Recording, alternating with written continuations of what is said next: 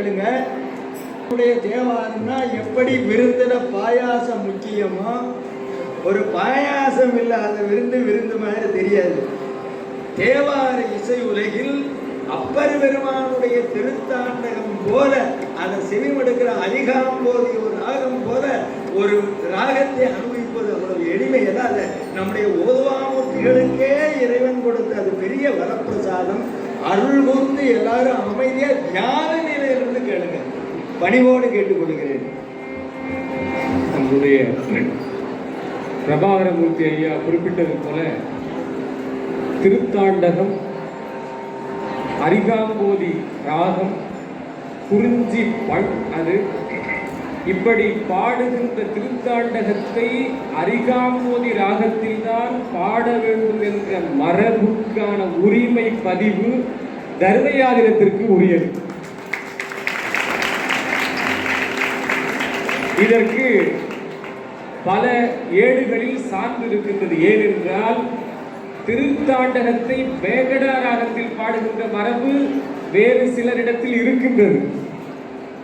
ஆனால் தர்மயாதினத்தில் மட்டும்தான் திருத்தாண்டகத்தை அரிகாம்போதியில் தான் பாட வேண்டும் என்று இன்றைக்கும் குருமணியினுடைய சொக்கநாத பெருமானுடைய பூஜையில் தேவாரம் என்றால் திருத்தாண்டகம்தான் பாடுகின்ற மரபு பாதுகாக்கப்பட்டு வருகின்றது.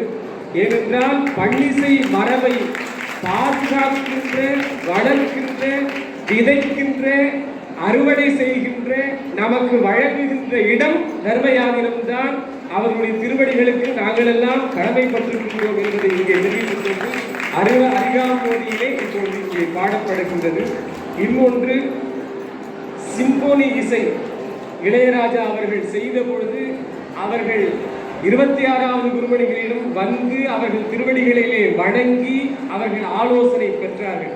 அதற்கு குருமகா சன்னிதானம் அவர்கள் அப்பொழுது 5 லட்சம் ரூபாய் அவருடைய திருக்கரங்களால் வழங்கினார்கள் அந்த திருவாசகம் சிம்போனிக்கு.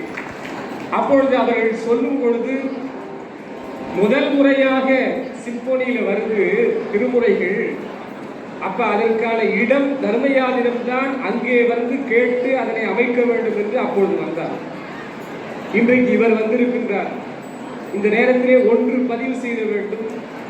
நம்மளுடைய தமிழகத்திலே கூட்டிசையாக, சேர்ந்திசையாக பெரிய நூற்றுக்கணக்கான இசைக்கலைஞர்கள் சேர்ந்து செய்கின்ற நிகழ்வு சங்க காலத்தில் இருந்தது, மறைந்து போயிற்று. அதனை ஆமந்திரிகை என்று சிலப்பதிகாரம் சொல்லும். பல்லியம் ஆர்த்து எழ என்று பல்லியம் என்று சொல்லுவார்கள். இப்படி பல வாத்திய கலைஞர்களும் வாக்கேயக்காரர்களும் குரலிசையாளர்களும் சேர்ந்து செய்கின்ற நிகழ்வு அரிதாகி போனது. இன்றைக்கு அதனையும் மீட்டெடுத்து இத்தனை 600 பேர் ஒரே நேரத்தில், இது ஒரு சிம்போனி இசை. இன்றைக்கு திருவையாற்றில் சிம்போனி இசை என்ற வகையில் குருமகா சன்னிதானம் நிகழ்த்து. ஏன்னா ஒரே நேரத்தில் 10 வயலின் வாசிக்கிறாங்க, ஒரே நேரத்தில் 8 மிருதங்கம் வாசிக்கின்றார்கள், 20 வீணை இசை வாசிக்கின்றார்கள், பாடுகின்றவர்கள் 500 பேர் பாடுகின்றார்கள். இப்படிப்பட்ட புல்லாங்குழல் வாசிக்கின்றார்கள். எதற்கு இதை பதிவு செய்கின்றேன் என்றால், தர்மயாதினத்திலே ஒரு மரபு உண்டு, பண்களை மாற்றி பாடுவது கிடையாது. இன்றைக்கு இந்த 5 பதிகங்களையும் பன்முறை மாற்றாமல் பாடப்படுகிறது. அதற்கு காரணம் அந்த பண்ணினுடைய இசை வடிவம் இறைவோடு சேர்ந்த வடிவம். பண்ணின் இசையாக நின்றாய் போற்றி என்று சொல்லுகின்ற வகையிலே சிம்போனி இசையினுடைய சிறப்பு என்ன என்றால், அந்த இசை உருவம் ஒரு நிகழ்வை ஏற்படுத்தும். எங்க அது இணையதோ அந்த இடத்துல அந்த இணைப்பை நம்முடைய குருமகா சன்னிதானம் அவர்கள் இன்றைக்கு நிகழ்த்தி இருக்கின்றார்கள். இந்த நேரத்திலே இது ஒரு திருவையாறு திருமுறை சிம்போனி இசை என்பதை பதிவு செய்கிறேன். அதாவது சிம்பனி இசை அவ்வளவு வாத்திய கருவிகள் சேர்ந்து இசைக்கிறது. எந்த சிம்பனியை வாசிக்கும் போது இறைவன் வந்து இறங்கி வந்திருக்காரு சொல்லுங்க. இங்கே வர அத்தனை கருவிகளையும் தாண்டி இருப்பது ஒருவர் சாமி முன்னாடி பாடுறது, அதை விட சிறந்தது. யூனிவர்ஸ்ன்னு சொல்லுவாங்க, பகிரண்டம். ஆமா, அதையெல்லாம் தாண்டியது உங்களுடைய இசை, நம்முடைய இசை. பகிரண்டத்தையும் தாண்டி இந்த ஒலி கேட்கும். ஏன்னா அது கேட்கும்போது அவரே இறங்கி வர்றாரு. ஞான சம்பந்தரை அப்புறம் எல்லாருமே பாடும்போது சாமியே இறங்கி வராங்க. அதை விட வேற என்ன இருக்கு உலகத்துல? சிம்பனி இசைக்கு இறைவன் இறங்கி வந்ததா இந்த கேள்விப்பட்டது கூட கிடையாது. அது எந்த சிம்பனியா வேணாலும் இருக்கும். சர்ச்சில் போய் வாசிக்கிறாங்க, எல்லாமே ஓகே தான், நான் யாரையும் குறை சொல்லல. இறைவன் இறங்கி வருது வந்து இங்க ஒரு ஓதுவார் பாடுறாருன்னா அப்படி இறங்கி வருவாரு, ஆடிக்கிட்டே அப்படி வருவாரு, ஊரை சுற்றுவாரு. எல்லாமே சிம்பனி இசைக்கு சாமி வந்ததா சரித்திரம் இல்லை. ஆனால் நீங்க இங்க ஐயா செய்கிற ஒரு பெரிய பாக்கியம், இது கண்ணால நம்ம பார்க்கறதுக்கு கொடுத்து வச்சிருக்கிற பாக்கியத்தை நம்மளுக்கு கொடுக்குறாரு அவரு. அவருக்கு என்ன நன்றி சொல்றதுன்னு எனக்கு தெரியல. இங்க எனக்கு ஏன்னா இது சிம்பனியோட பெரிய இசைன்னு சொல்ல வரேன். நிச்சயமாக இசை. எதற்காக இதை அடியேன் தெரிவித்தேன் என்றால், இந்த மாரி கூட்டாக ஒரே நேரத்தில் செய்கின்ற வாய்ப்பு குறைந்து விட்டது. அதனை சன்னிதானம் ஏற்படுத்தி இருக்கின்றார்கள். எனக்கு என்னன்னா தமிழ் இசைனா பெரிய இசை, அது வேற்று இசை.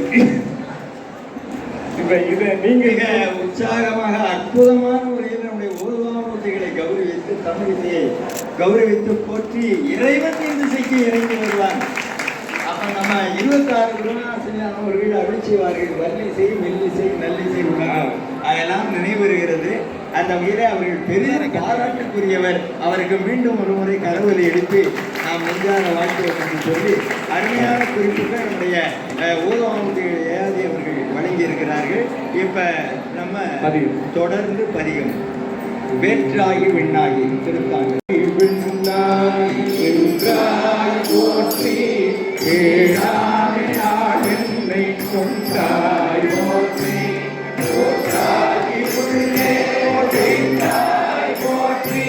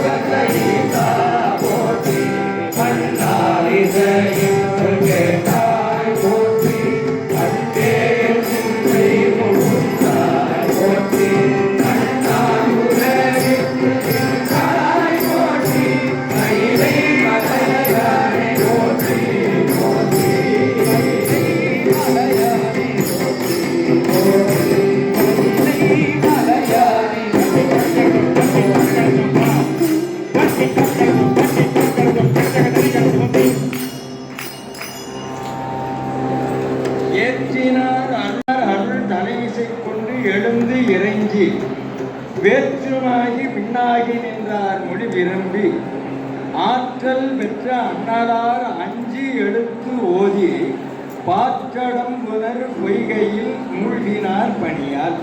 அதாவது திருநாவூர் சுவாமிகள் வேற்றாகி இந்த திருப்பதிகத்தை அருளி செய்து அங்க இருக்கிற பொய்கையில மூழ்குகிற பொழுது திருவைந்தெடுத்து ஓதி மூழ்கினார்.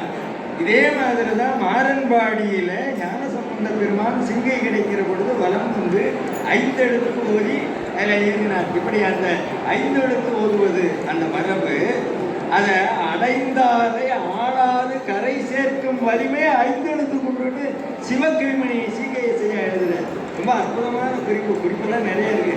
காலத்தின் அருமைகளை நான் சுருக்க சொல்லிக் கொண்டிருக்கிறேன்.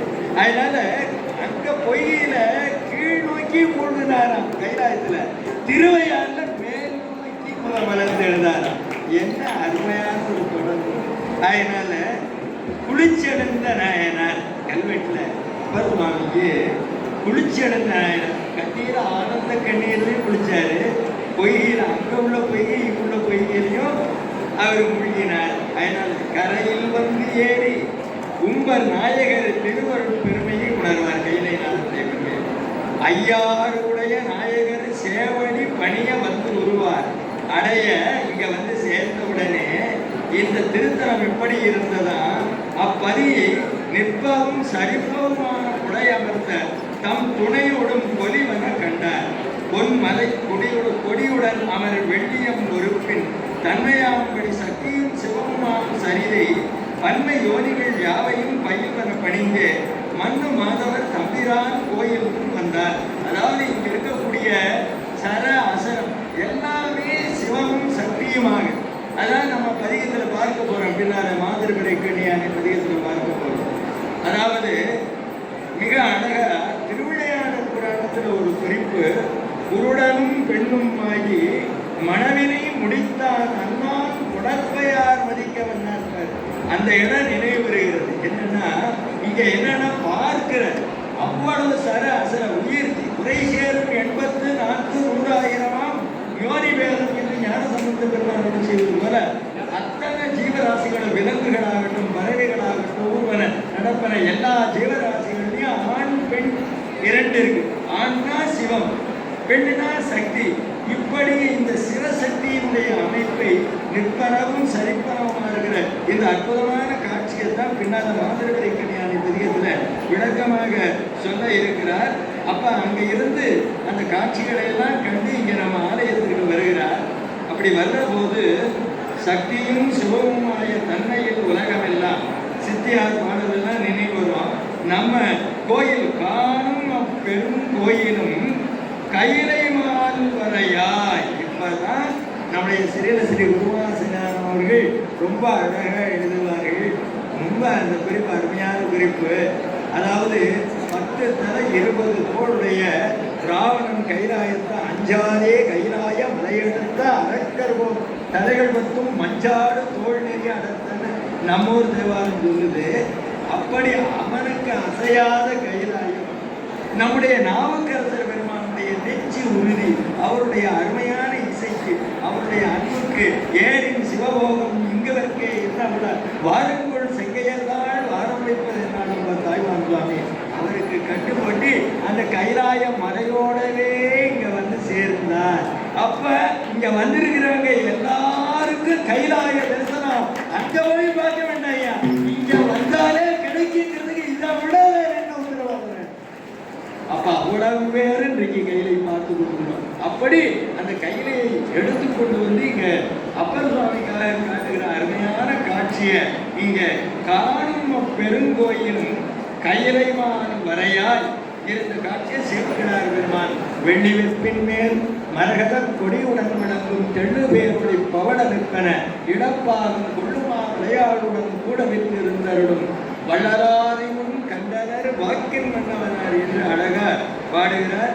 மாதர் பிறை கன்னியானை மலையான் மகளோடு என்னும் கோதரு தண்டமிச் சொல்லால் குலவு திருப்பதிகங்கள் வேத முதல்வர் ஐயாத்தில் விரவும் சராசரம் எல்லாம் காதல் துணையோடும் கூட கண்டேன் எனப்பாடி நின்றார் என்று பாடி வணங்கி திருத்தொண்டு செய்து அண்டர்பிரான் திருவையாறு அமர்ந்தனர் நாவுக்கரசர் என்று நம்முடைய தெய்வ சேர்க்கிறார் பெருமான் அருளி செய்கிறார்.